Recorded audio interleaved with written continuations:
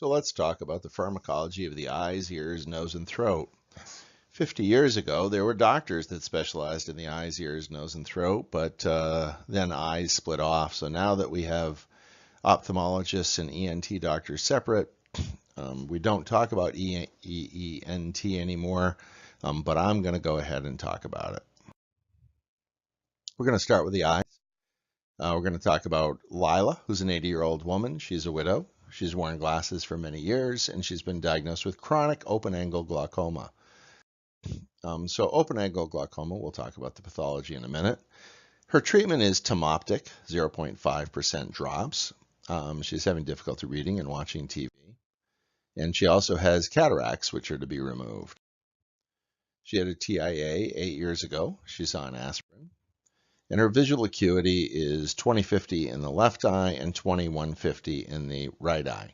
So that means that what she can see at 20 feet, what she has to be at 20 feet for, the average person can be at either 50 or 150 feet and still see it just as well as she needs to be at 20 feet. Her intraocular pressures, the normal is 12 to 24. Her left eye is 17, that's normal. Her right eye is 26. This is measured by a couple of different methodologies, but the ophthalmologist and optometrist use some kind of tonometry to check the pressure. You may learn how to do a tonometer in the emergency room, just check for acute glaucoma, but for most of us, we're not ever going to be testing this.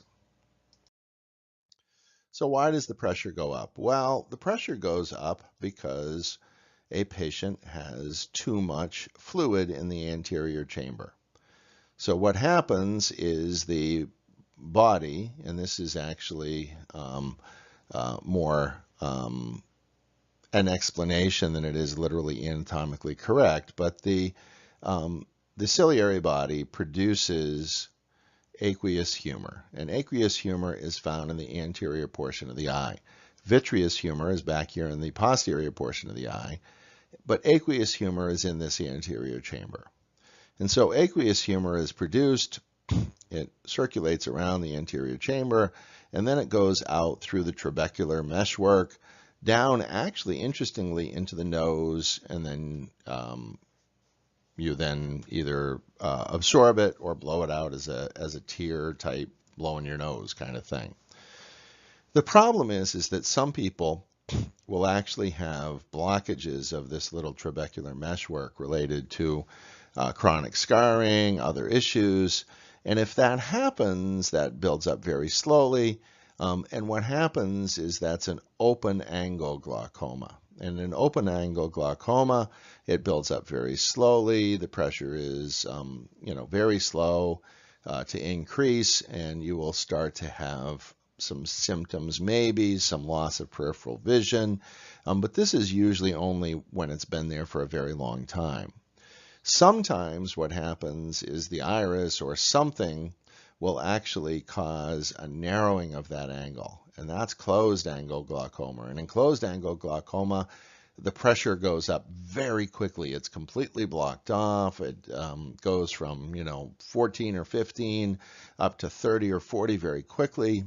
And when that happens, the optic nerve, which is right back here, when you look at the disc, when you look at the fundoscopic exam, the disc is actually the optic nerve. And if there's pressure on that optic nerve, then what happens is it dies.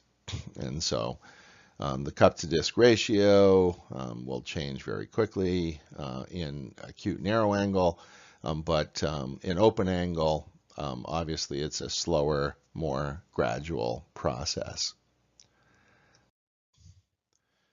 So that vitreous humor is always there, essentially never goes away. Obviously, you have a little bit more than when you were 2 years old, but basically there's no increase and decrease.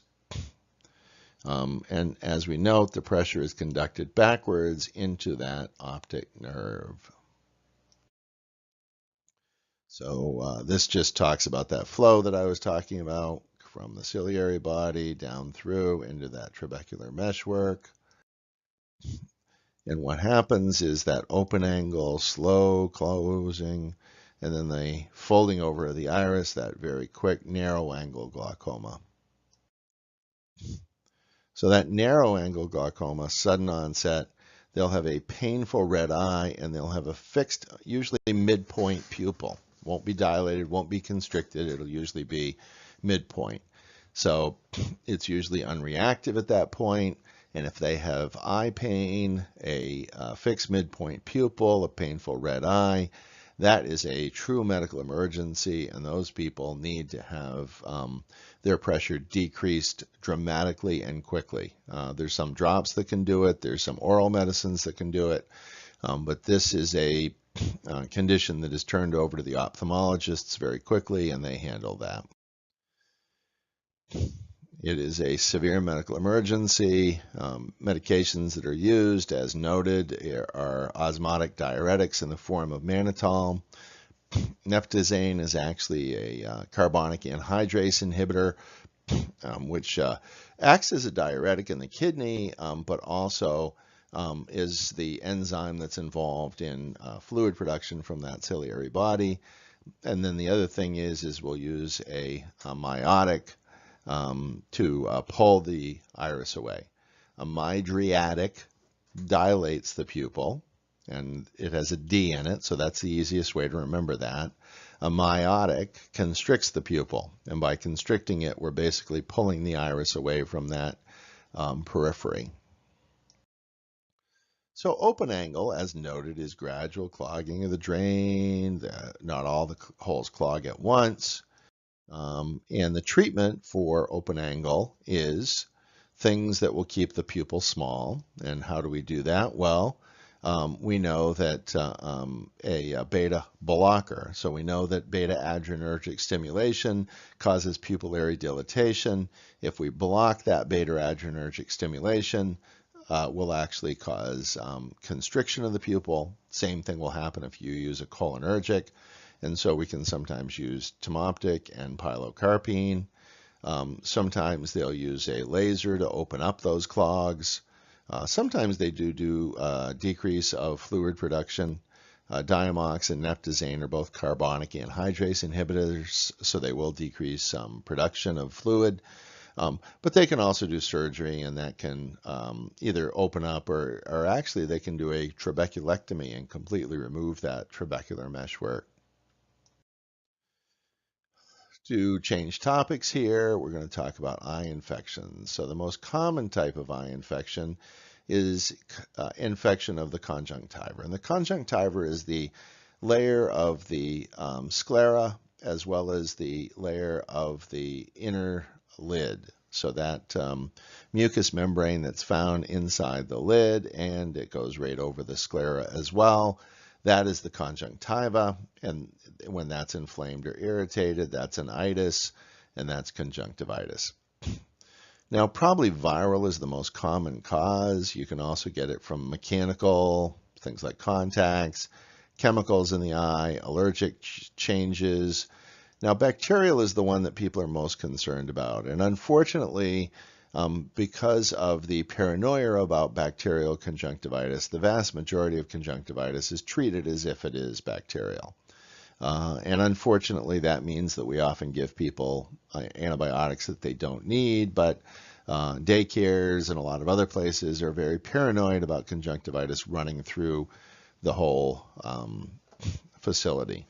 Now, one of the other types of conjunctivitis you need to be aware of is something like chlamydia. There is something called Reiter's syndrome that will cause arthritis, conjunctivitis, and that is a systemic chlamydia infection.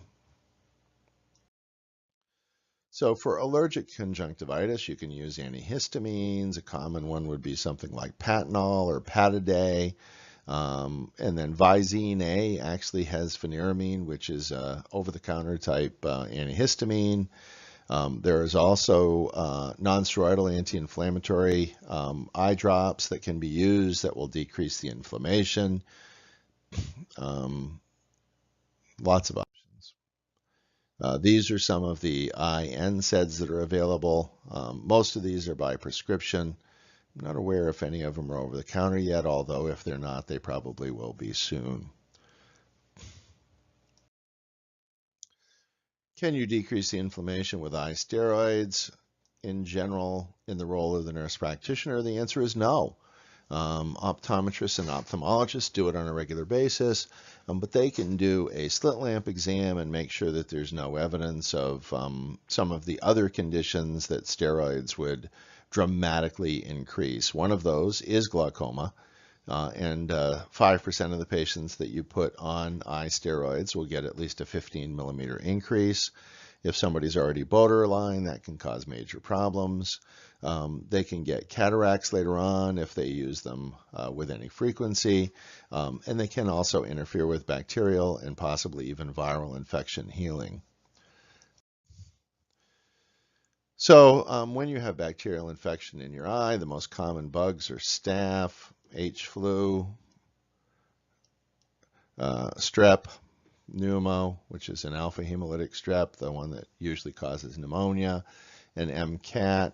All of these are also common infection causes for otitis media. This is actually why we make these kids come in and get looked at, because if they have these bacteria, about 20 or 30% of these kids with conjunctivitis will also have an ear infection, especially if they're not old enough to tell us that they have an ear infection. So this is why, especially in toddlers and younger children, that we do want them to come in and have somebody actually look at them and look in their ears and make sure they don't have a ear infection that's going along with their conjunctivitis. The best antibiotics for conjunctivitis, Cipro or another quinolone. Vigamox is convenient. I believe it's twice a day. Cipro is 4 times a day. But the Vigamox is a bit pricey. Polytrim is another option. A lot of people use that. I don't use it that much. Sulfacetamide is an option. Some folks get a little bit of a sting out of that. And then gentamicin is an option. As you know, that is spelled correctly. There is no Y there. That is an I. If you don't believe it, look it up. So another thing that you need to think about as far as pharmacology of EENT is tinnitus, or some folks call it tinnitus. And this is a ringing in the ears, can be a buzzing, any sound which is persistent. A lot of folks think of this as being a side effect of aspirin. 30 years ago, that was pretty common. Now it's actually a pretty unusual cause of tinnitus. So what can cause tinnitus? Certain antibiotics, including things in the erythromycin, vancomycin, and neomycin families. Certain cancer medicines, diuretics such as Bumex or even Lasix. Quinine medicines, which are used for malaria.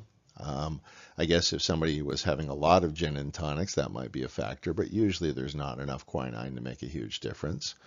Both TCAs and SSRIs have been reported to cause tinnitus, but it's also been reported that some people get better on those medications.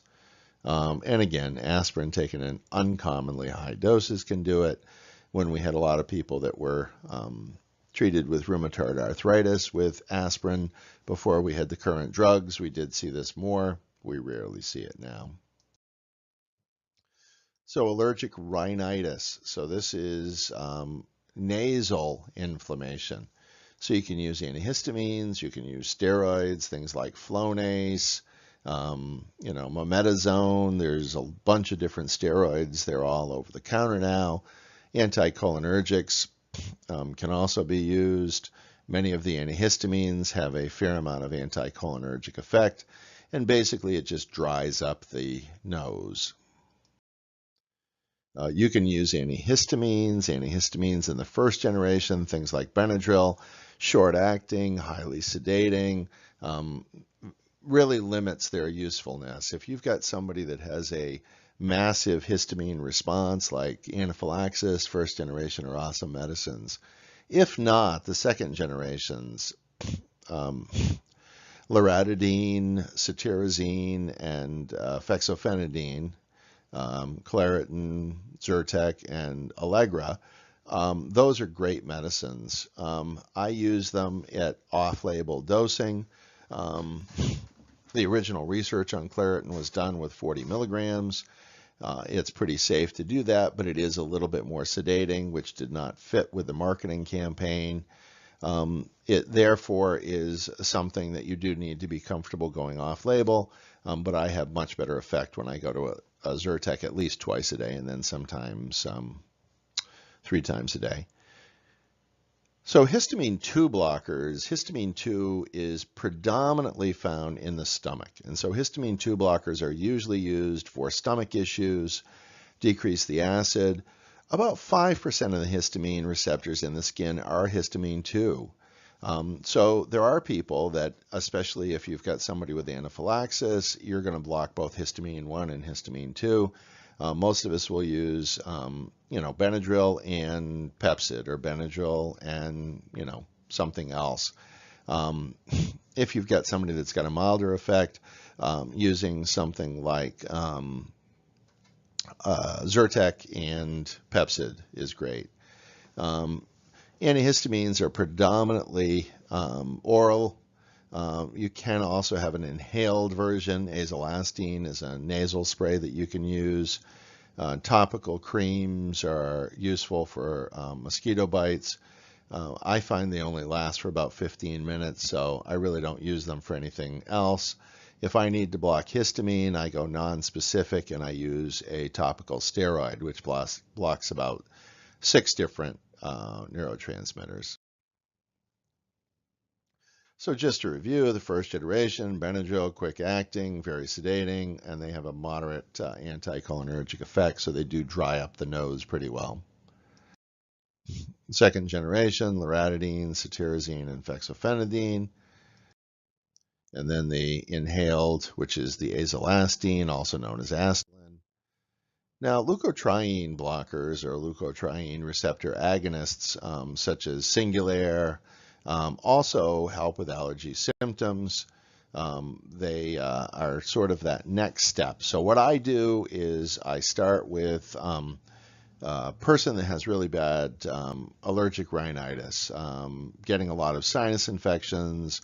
I'll start them on cetirizine once a day. If that doesn't work, I'll go to cetirizine twice a day. If that doesn't work, I add Flonase, and I do the Flonase 2 sprays in each nostril once a day. If that doesn't work, I add a leukotriene blocker, 10 milligrams of Singulair at bedtime. If that doesn't work, I'll often refer them to ENT, possibly to an allergist. You can do RAS testing, which is a blood testing. Obviously, it's controversial whether skin or RAS testing is better, but RAS testing is something we can do in primary care and at least gets us started. Can be very expensive, though, I will warn you. Just make sure patient's insurance covers it. I had somebody not long ago that was very upset because it was about a $300 bill for their RAS testing. Now, the nasal steroids, the fluticasone is the most common one. Nasonex or mometasone is also a very common one. Veramist was a medicine that was used a lot, but it actually is no longer available. But it is essentially available because there is a fine mist fluticasone. A lot of people will complain of Flonase causing nosebleeds or irritation of their nose. And if they switch to the fine mist version, they have far less problems. So that does give you that option as well. It is available over the counter, something to look at. So I think this gets us started for eye, ears, and nose. Throat obviously is addressed with respiratory and upper respiratory.